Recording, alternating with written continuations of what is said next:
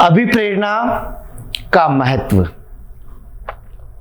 अभिप्रेरणा जो काम करने की एक प्रेरणा जागृत होती है व्यक्ति के अंतर्गत, निरंतर मार्गदर्शन के माध्यम से उसे अभिप्रेरित किया जाता है, जिससे कर्मचारी काम करने के लिए प्रेरित होता है।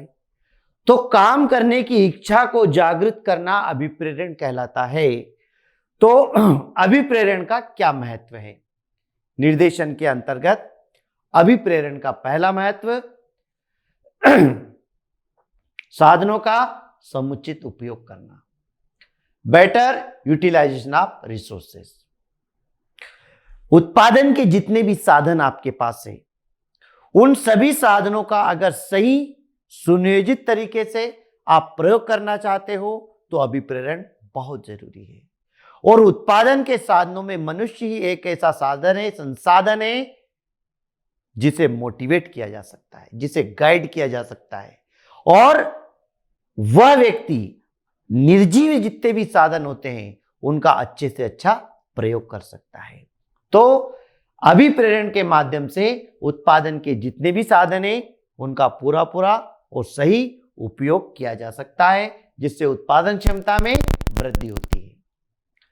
काम करने की इच्छा जागृत करना, अभिप्रेरण का महत्व, लाभ सबसे मुख्य यही है कि आपके यहां जो कर्मचारी काम कर रहे हैं वो निरंतर काम करते रहें, उनका काम में मन लगे, उनके काम करने में रुचि उत्पन्न हो, और इस प्रकार वो मन लगाकर काम करे कि हर दिन काम में कुछ नए तरीके से काम को संभव कर सके।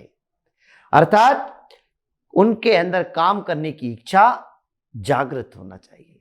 जब काम करने में मन लगता है तो उत्पादन क्षमता बढ़ती है, उत्पादन अच्छा होता है।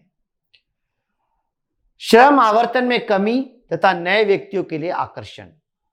श्रम आवर्तन में कमी का मतलब ऐसा होता है कि अगर आपके यहाँ कर्मचारी काम कर रहे हैं और उनका काम में मन नहीं लगता है, वो काम छोड़कर चले जाते हैं।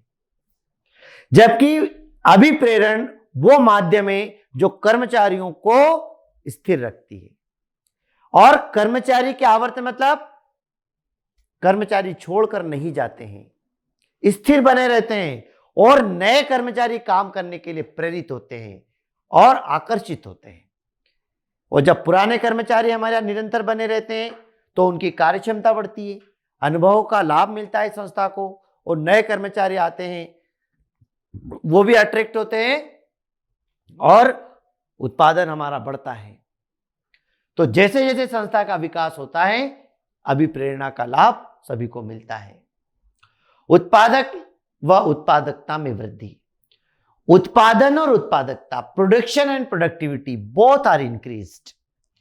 प्रोडक्शन, नंबर ऑफ यूनिट्स बढ़ती है, आप निरंतर उनको निर्देशन दे रहे हैं, अभिप्रेरित कर रहे हैं, रोज काम कर रहे हैं। निरंतर काम करेंगे तो काम भी बढ़ेगा और काम करने की क्षमता भी बढ़ेगी, काम करने की कैपेसिटी भी उनके अंतर्गत बढ़ेगी। और निर्धारित लक्ष्य को प्राप्त करने के लिए अभिप्रेरण इसीलिए किया जाता है। संस्था ने कोई लक्ष्य निर्धारित कर रखा है, वो लक्ष्य, वो हमारा मकसद, टारगेट क्या है, सभी कर्मचारियों को पता होना चाहिए, क्योंकि उस लक्ष्य को देखकर हर कर्मचारी काम करने के लिए प्रेरित होगा। जब एक लक्ष्य पता लग जाता है कि ये लक्ष्य हम प्राप्त कर लेंगे तो इससे संस्था को क्या लाभ होगा, कर्मचारियों को क्या लाभ होगा, अगर इस तरीके से हर व्यक्ति को अपना हित पता लग जाता है, संस्था के हित में हमारा हित छिपा हुआ है, तो हर कर्मचारी प्रेरित होता है और संस्था के निर्धारित लक्ष्य को प्राप्त करने में अपना पूरा सहयोग देता है। मानवीय संबंधों की स्थापना के लिए यह पूरी मानवीय गतिविधि ही है। इसमें लोगों को संप्रेषित किया जा रहा है, कर्मचारियों को निर्देशन दिया जा रहा है, बताया जा रहा है, उनके अंदर मानसिक संतुलन स्थिति उत्पन्न की जा रही है, उन्हें काम करने के लिए प्रेरित किया जा रहा है। जब इस प्रकार उन्हें प्रेरित किया जाता है तो उनके आपसी रिलेशन मजबूत होते हैं। ये सब आपसी विचार विमर्श पर निर्भर करता है, उनके आपसी संबंध बहुत मजबूत होते हैं और सहयोग की भावना बढ़ती है और अपने आप काम करने में उनका मन लगता है, उत्पादन क्षमता बढ़ जाती है। कर्मचारियों का मनोबल बढ़ाने के लिए संस्था के अंदर जो कर्मचारी काम कर रहे हैं उनकी विल पावर, इच्छा शक्ति बढ़े और ज्यादा से ज्यादा उत्पादन हो, उत्पादन में योग्यता हो, क्वालिटी हो। उन्हें इस बात का एहसास किया जाए, उन्हें बताया जाए कि प्रतियोगिता का जमाना है और हमें प्रतियोगिता में टिकना है। उस प्रतियोगिता में टिकने के लिए कर्मचारियों के मनोबल को ऊंचा बनाए रखना बहुत जरूरी होता है।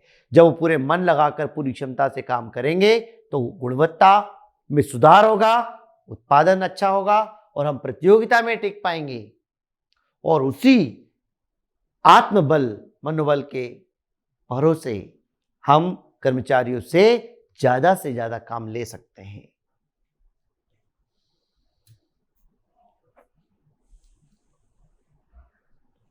मैस्लो का आवश्यकता संबंधी सिद्धांत। अब्राहम मैस्लो एक प्रसिद्ध अमेरिकी वैज्ञानिक, मनोवैज्ञानिक थे, साइकोलॉजिस्ट थे। उन्होंने आवश्यकता क्रमबद्धता सिद्धांत नामक अभिप्रेरणा के एक सिद्धांत को 1943 में विकसित किया और एक महत्वपूर्ण एवं बहुचर्चित सिद्धांत माना जाता है। यह सिद्धांत निम्न मान्यताओं पर आधारित है। मैस्लो जो कि एक अमेरिकी मनोवैज्ञानिक, साइकोलॉजिस्ट थे, उन्होंने मनोविज्ञान से संबंधित कुछ महत्वपूर्ण बातों का जो वर्णन किया है और जो उनके सिद्धांत हैं वो किन मान्यताओं पर आधारित हैं। उनमें पहला है, व्यक्तियों का व्यवहार उनकी आवश्यकताओं पर आधारित होता है। ऐसी आवश्यकताओं की संतुष्टि उनके व्यवहार को प्रभावित करती है। हर व्यक्ति का नेचर अलग होता है और व्यक्ति का व्यवहार उसकी आवश्यकता पर आधारित होता है। जिस बात की, जिस चीज की उसको आवश्यकता है, उस आवश्यकता को पूरा करने के लिए अपने काम उस आवश्यकता के अनुरूप करता है। कोई भी व्यक्ति कोई काम कर रहा है, मजबूरी में कर रहा है। कई जगह संस्था होती है, उसमें काम में मन नहीं है, लेकिन क्या करें, काम करना पड़ रहा है। मतलब व्यक्ति की आवश्यकता है। तो पहला मनोचिकित्सक जो उन्होंने तत्व दिया है वो दिया है कि व्यक्तियों का व्यवहार उनकी आवश्यकताओं पर निर्भर करता है। जिसकी जैसी आवश्यकता है उसका व्यवहार, उसका बिहेवियर, उसका कार्य उस हिसाब से होने लगता है। व्यक्तियों की आवश्यकताएं क्रमबद्ध रूप से होती है। सबसे मूल आवश्यकता, फिर उसके बाद में उच्च स्तरीय आवश्यकता होती है। सबसे पहले बेसिक आवश्यकताएं। जब मूल आवश्यकताएं व्यक्ति की पूरी हो जाती है तो ही वो आगे की आवश्यकताओं के लिए बढ़ता है। एक व्यक्ति है, उसे बहुत भूख लगी है। जब उसका पेट ही भरा नहीं है और आप उसको घुमाने ले जा रहे हो, मनोरंजन करा रहे हो, एंटरटेनमेंट, उसका मन ही नहीं लगेगा। पहली आवश्यकता उसकी भोजन है। जब पेट उसका भरा हुआ है तो फिर उसका दिमाग चलता है, फिर वो अन्य आवश्यकताओं के बदले सोचता है। जैसे हर व्यक्ति की पहली आवश्यकता रोटी, कपड़ा और मकान, भोजन मिले, वस्त्र मिले, रहने के लिए मकान मिले। जब ये चीजें मूलभूत आवश्यकताएं पूरी होती हैं तो फिर वो आगे के कार के, बंगले के और भी चीजों के सपने देखता है। पर ये मनोवैज्ञानिक आवश्यकता है कि पहले मूल आवश्यकता होती है, जब वो पूरी होती है तो फिर हम आगे के लिए बढ़ते हैं। एक संतुष्ट आवश्यकता किसी व्यक्ति को दीर्घकाल तक परिप्रेरित नहीं कर सकती, केवल एक अगली उच्च स्तरीय आवश्यकता उससे अभिप्रेरित कर सकती है। किसी भी आवश्यकता की अगर उसकी संतुष्टि हो जाती है तो वो हमेशा के लिए संतुष्ट नहीं हो सकता। जो आवश्यकता उसकी पूरी हो गई है उससे वो अल्प समय के लिए संतुष्ट है, लेकिन अगली आवश्यकता को पूरा करने के लिए वो अभिप्रेरित है। एक आवश्यकता की पूर्ति हो चुकी है पर उससे वो हमेशा के लिए संतुष्ट नहीं रहता है। अगली आवश्यकता की पूर्ति के लिए वो कार्य करने लगता है। एक व्यक्ति केवल तब अगली उच्च स्तरीय आवश्यकता की ओर बढ़ता है जब निम्न स्तरीय आवश्यकताओं की संतुष्टि होती है। जब उसकी छोटी छोटी आवश्यकताएं पूरी हो जाती है तब वो बड़ी आवश्यकताओं की ओर जाता है। जिसकी छोटी छोटी आवश्यकताएं पूरी नहीं हो वो आगे की आवश्यकताओं को पूरी नहीं कर सकता। अब मैस्लो के अनुसार क्या आवश्यकता है उसकी? आवश्यकताओं की क्रमबद्धता, सबसे पहला है भौतिक आवश्यकता है। सबसे पहली जो आवश्यक वस्तु की जो मांग है, जो आवश्यकता है, वो है खाने पीने और कपड़े से संबंधित है, अर्थात रोटी कपड़ा और मकान। सबसे पहले तो ये मूलभूत आवश्यकताएं जब ये पूरी होती हैं तो फिर उसके बाद सुरक्षा संबंधी आवश्यकताएं आती हैं। इसमें मनुष्य की कुछ सुरक्षा संबंधी आवश्यकताएं जैसे रहने, कार्य, नौकरी की सुरक्षा, धन संबंधी सुरक्षा आती है। पहले तो उसके पहनने खाने पीने की चीजें हो जाती है, फिर व्यक्ति को नौकरी चाहिए, तो नौकरी के अंदर ही व्यक्ति ये देखता है कि मेरी नौकरी तो है पर ये सुरक्षित तो है ना, परमानेंसी चाहता है। जब परमानेंसी हो जाती है तो फिर वो अगले आवश्यकताओं की ओर बढ़ता है, सामाजिक आवश्यकताओं की।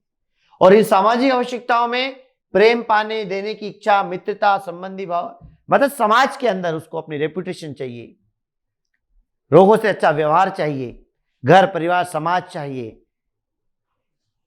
जब सामाजिक आवश्यकताओं के बाद जब व्यक्ति धीरे धीरे और आगे बढ़ता है तो फिर उसकी आवश्यकता बढ़कर सम्मान की आवश्यकता हो जाती है, जहां व्यक्ति को अपना फिर इस ईगो दिखने लगता है, फिर पोस्ट दिखती है, किस लेवल पे मैं काम कर रहा हूं, सम्मान, प्रतिष्ठा, यश, ये सब पाने की इच्छा होती है। और आत्मसंतुष्टि की आवश्यकता, यह सबसे उच्च कोटि की आवश्यकता है। इस प्रकार की आवश्यकता प्राय उन व्यक्तियों को होती है जिनकी पहली चारों आवश्यकताएं पूरी हो चुकी है। इस प्रकार की आवश्यकता इस बात की प्राप्ति संबंधित है कि कोई व्यक्ति अब अपने जीवन का ध्येय मानता है, मतलब अब उसके सारी चीजें पूर्ण हो चुकी है। अर्थात सबसे पहले व्यक्ति को भोजन की, कपड़े की आवश्यकता होती है। जब यह आवश्यकता पूरी होती है तो वो रोजगार की ओर जाता है। जब रोजगार मिल जाता है तो रोजगार के अंदर वो सुरक्षा, रहने की चीजें, थोड़ा और धन संबंधी चीजें जुटाता है। जब धन संबंधी चीजें जुटा लेता है तो फिर वो समाज परिवार में थोड़ा जाता है, मेल मिलाप करता है, आपसी सद्भावना, प्रेम, भाईचारा से उसका व्यवहार बढ़ता है। जब इन सब चीजों से भी वो युक्त हो जाता है, उसको हो जाती, तो फिर उसकी इच्छा और आगे बढ़ती है, क्यों ना उसे प्रतिष्ठित, गुडविल, ख्याति, समाज में उच्च दृष्टि से देखा जाए, वो आवश्यकताएं होती है। उसके बाद व्यक्ति की आत्मसंतुष्टि आती है कि जब ये सारी आवश्यकताएं पूरी हो जाती है तो व्यक्ति ये मानकर चलता है कि अब उसका जीवन का सारा उद्देश्य, सारा लक्ष्य पूरा हो गया है, अब वो आराम से अपना शांतिपूर्वक जीवन जीता है।